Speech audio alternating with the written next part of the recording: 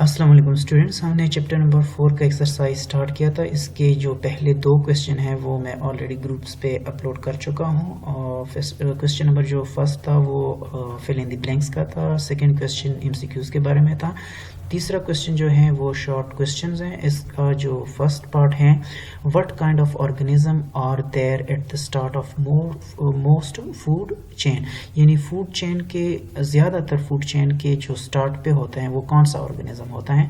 तो हमें पता है ग्रीन प्लांट्स चूँकि प्रोड्यूसर होते हैं इसलिए इनको ग्रुप जितने भी जो चेन्स होते हैं, फूड चेन्स होते हैं, उसके फर्स्ट पोजीशन पे रखा जाता है। तो एग्जांपल से समझने की कोशिश करते हैं।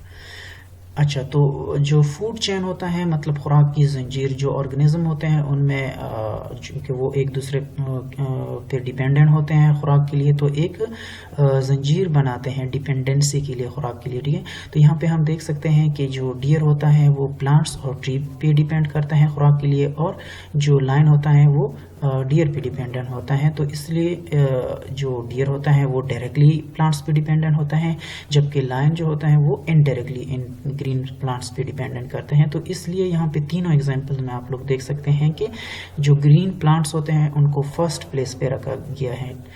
तो ये इस क्वेश्चन का आंसर है, जो ग्रीन प्लांट्स होते हैं उसको फर्स्ट प्लेस पे रखा जाता है। बाकी जितने भी जानदार होते हैं वो डायरेक्टली या इनडायरेक्टली इन्हीं प्लांट्स पे डिपेंड करते हैं खुराक के लिए।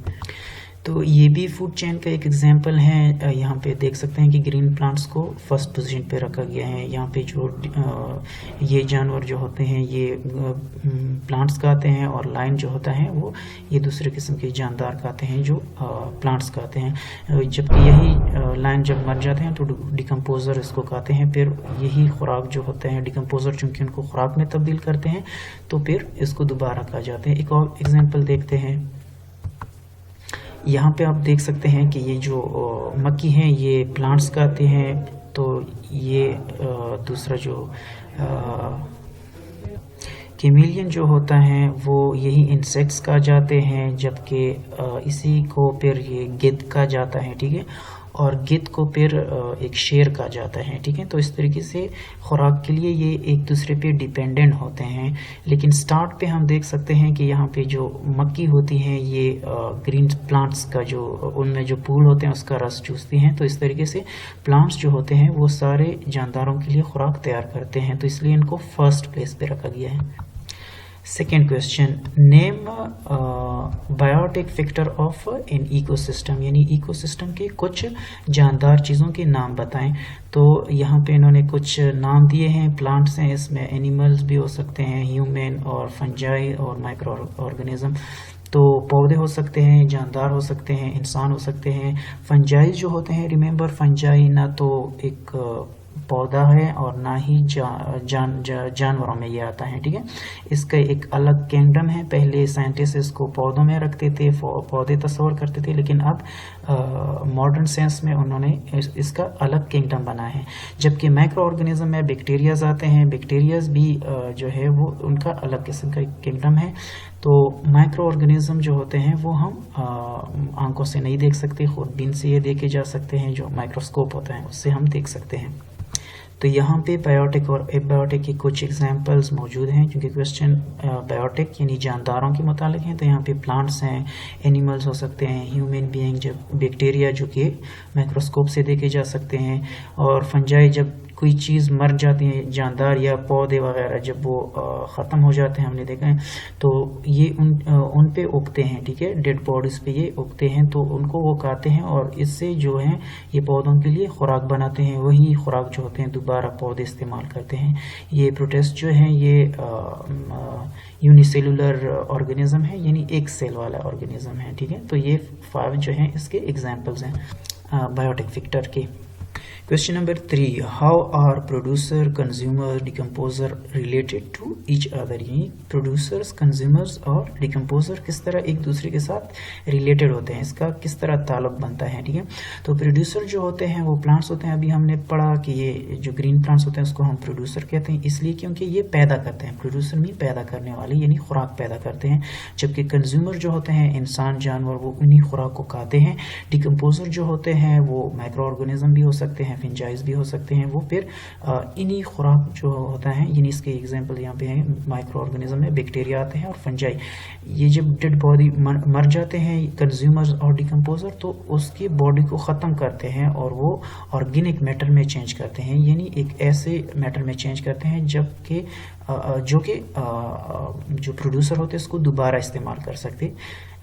ٹھیک ہے، تو اس طریقے سے ان تینوں میں ایک خوراک کا ایک تعلق بن جاتا ہے، ریلیشن شپ. ٹھیک ہے، یعنی یہاں پہ اگین سنیں، پروڈیوسر جو ہوتے ہیں وہ پیدا کرنے والے ہوتے ہیں، خوراک پیدا کرتے ہیں، کنزیومر اسی کا خوراک کھاتے ہیں، جبکہ ڈیکمپوزر جب یہ دونوں مر جاتے ہیں تو اس کو بریک ڈاؤن کرتے ہیں، یعنی ختم کرتے ہیں، ان سے نیوٹرینٹس بناتے ہیں، یعنی یوریا قسم کی ایک خوراک بناتے ہیں جو کہ دوبارہ یہ پروڈیوسر استعمال کرتے ہیں.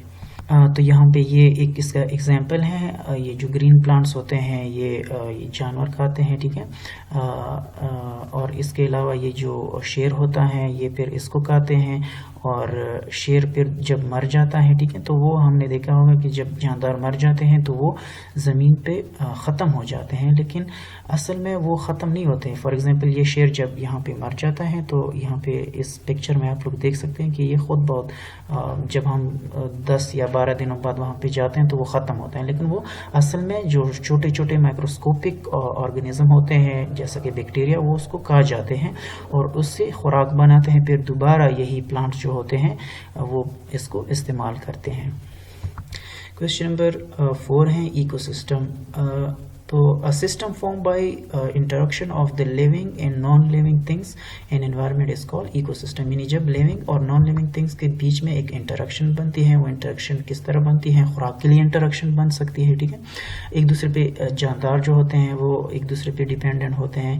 اس کے علاوہ یہاں پہ انہوں نے living اور non-living کی بات کی ہے. فار ایگزامپل یہاں پہ جو non-living چیزیں ہوتے ہیں ہم ان کے ساتھ انٹریکٹ کرتے ہیں. ٹھیک ہے، ڈفرینٹ طریقے سے ان کو ہمیں ضرورت ہوتی ہے.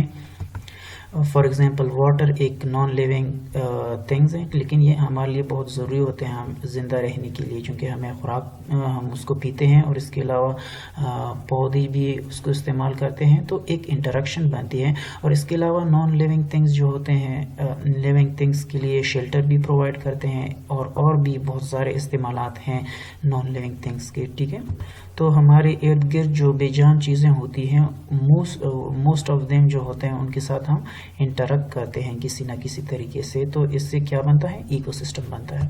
تو اس ایگزامپل میں ہم دیکھ سکتے ہیں کہ ہمیں پانی کی بھی ضرورت ہوتی ہے، سوئل کی بھی ضرورت ہے. ان سارے نان جو ایبیوٹک فیکٹر ہوتے ہیں ہمیں ان کی ضرورت ہوتی ہے، ہم ان کے ساتھ انٹریکٹ کرتے ہیں، تو اس سے ایک ایکو سسٹم بنتا ہے.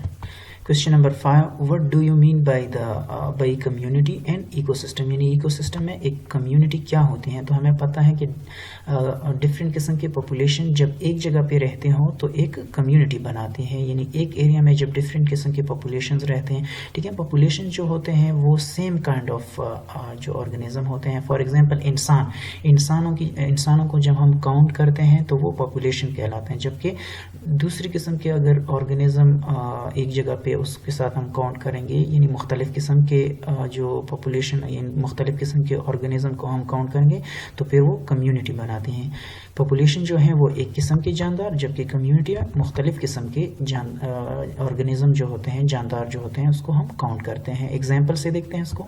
تو اس پکچر کو دیکھیں، اس پکچر میں کئی کوسچنز کے آنسرز موجود ہیں. ٹھیک ہے، ہم نے جو آرگنزم کے بارے میں پڑھا، پاپولیشن، کمیونٹی اور ایکو سسٹم. تو یہاں پہ آرگنزم جو ہوتا ہے وہ سنگل ایک جاندار کو کہا جاتے ہیں. پاپولیشن جو ہوتے ہیں ایک ہی قسم کے جاندار. یہاں پہ آپ لوگ دیکھ سکتے ہیں سارے ہرن ہیں. ٹھیک ہے، جبکہ کمیونٹی میں ڈفرینٹ قسم کے جاندار مل جاتے ہیں. اس میں ڈیئر بھی ہیں، دوسرے قسم کے جاندار بھی ہیں، برڈز بھی ہیں، اور اس کے علاوہ ٹریز بھی اس میں آتی ہیں. ٹھیک ہے، چونکہ مختلف قسم کے ہوتے ہیں. جبکہ کمیونٹی جب یہ سارے کمبائن ہو جاتے ہیں تو اس میں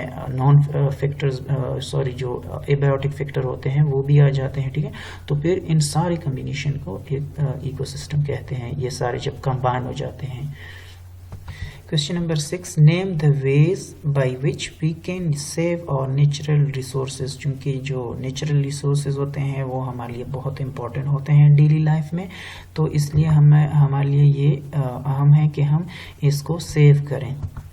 تو نیچرل ریسورسز کا مطلب ہے کہ جو قدرتی ذرائع ہوتے ہیں جیسا کہ پانی ہے اور اس کے علاوہ ہمارے پاس درخت ہیں، ٹھیک ہے، ڈفرینٹ قسم کی چیزیں آ سکتی ہیں اس میں نیچرل ریسورسز. تو اس کے علاوہ کوئلہ ہو سکتا ہے اور پیٹرول ہو سکتے ہیں، یہ سارے نیچرل ریسورسز ہیں، یعنی قدرتی ذرائع جو ہوتے ہیں، قدرتی اشیاء جو ہوتے ہیں. تو اس کو اگر ہم 3 R's کا فارمولہ استعمال کریں تو اس میں ریڈیوسنگ ہوتا ہے، مطلب اس کو ہم کم استعمال کریں. رییوز مطلب اس کو بار بار استعمال کریں. ایک چیز ہے اس کو آپ پھینک کے نہیں، فار ایگزامپل. تو کچھ ایسے طریقے ہیں کہ جس سے ہم نیچرل ریسورسز کو بار بار یوز کر سکتے ہیں. اس کے علاوہ ریسائکلنگ ہے. ریسائکلنگ کا مطلب یہ ہے کہ ایک چیز سے جب ہم کوئی اور چیز بنا لیتے ہیں تو وہ ریسائکل بن جاتا ہے، ٹھیک ہے. تو ری یوز اور ریسائکل یہ سیم ٹرمز ہیں لیکن ان میں ڈفرینس ہیں، ٹھیک ہے. ایگزامپل سے سمجھنے کی کوشش کرتے ہیں. تو اس ایگزامپل میں اگر ہم باٹل کو دیکھیں تو ایک باٹل ہے، ہم نے اس کو استعمال کیا، ٹھیک ہے. اس میں جو فار ایگزامپل ایک پیپسی تھی یا ایک ڈیو کا یہ باٹل ہے، ٹھیک ہے. ڈیو ہم نے پی لیا، اب یہ کیا ہوا، ایک فضول قسم کا ایک باٹل بن گیا. تو اصل میں یہ فضول نہیں ہے، اس کو ہم ایک کوئی اور چیز سے ہم بنا سکتے ہیں، اس کو ری یوز کر سکتے ہیں، ٹھیک ہے. تو یہ ایک ری یوز کا ایک بہترین ایگزامپل ہے، ٹھیک ہے. باٹل ہے، اس کو ہم نے استعمال کیا تو اس کو دوبارہ ہم نے استعمال کیا. تو ریسائکل کا مطلب ہے کہ ہم اس سے کوئی نئی چیز بنائیں. تو یہاں پہ تینوں ایگزامپلس کے تینوں جو آرس ہیں اس کے ایگزامپل گیون ہے، ٹھیک ہے، نیچرل ریسورسز کے، کہ اس کو ہم کم استعمال کریں اور اس کو ری یوز کریں، دوبارہ استعمال کریں، ٹھیک ہے، اس کو ضائع نہ کریں، اور اس کے علاوہ اس کو ریسائکل کریں، کوئی نئی چیز اس سے بنائیں.